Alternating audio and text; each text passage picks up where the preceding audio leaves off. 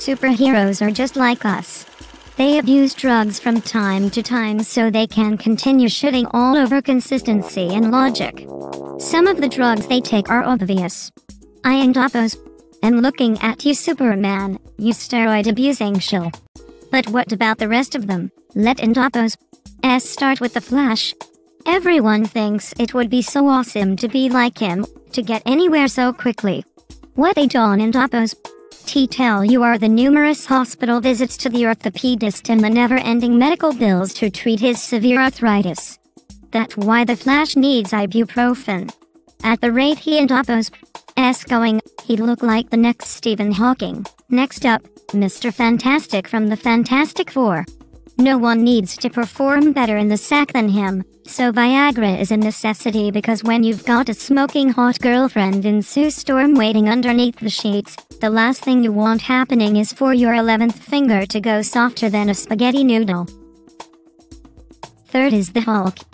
Trust me, you want to try and keep this big psychopath away from crack, cocaine, crystal meth, Ritalin or any other stimulant.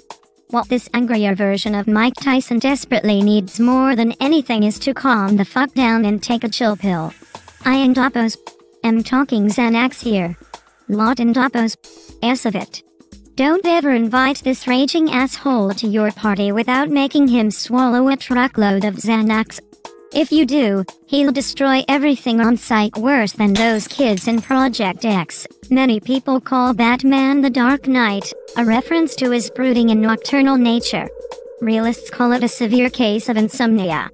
The reason this guy runs out in the night dressed like an oversized bat goes further than just his numerous issues and emotional baggage. A few sleeping pills a night courtesy of Alfred should do the trick. You want a real deterrent to crime in Gotham? Give him some Ambien. After all, most of the real weirdos in the city only started showing up after he did. The fourth guy on this list is Deadpool. Bipolar doesn't even begin to describe this certifiable nut job. He's got more episodes than The Simpsons. A nice dose of lithium would go a long way towards ensuring that he doesn't freak out and stab your face right after claiming to be your best friend in the world. Captain America is so douchey, he makes douche characters look not douche. When you're as square as him, the last thing you want is to act like more of an uptight prick with a giant stick up the ass. This guy is worse than a choir schoolboy. A lot of marijuana means happy times. It should leave Captain America feeling less like Mother Teresa and more like Bob Marley, making him far less likely to get his face punched in by the likes of Wolverine. Speak of the devil. What can we say about Wolverine? Yes, he can heal really quickly. He can survive explosions, pancake-inducing falls, and more bullets than the entire US military can feed him. But that doesn't mean it still doesn't hurt like fuck. Wolverine needs to be on painkillers constantly. Like always. Call it an occupational hazard.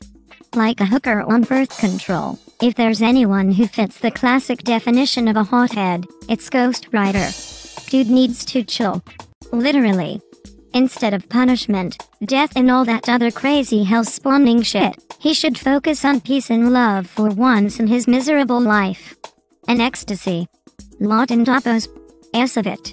Him showing his enemies some compassion might mean they and Oppos LL be less likely to want to curb stomp his face like the angry dude from American History X. Do you hear that? Those voices in your head arguing whether you should pull out or not even though it feels so good.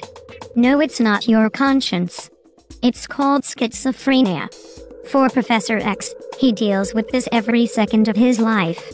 I mean, sure, it starts off really cool, being able to read minds whenever you want. But do you really want to know in vivid detail about the giant shit the guy sitting next to you on the bus took?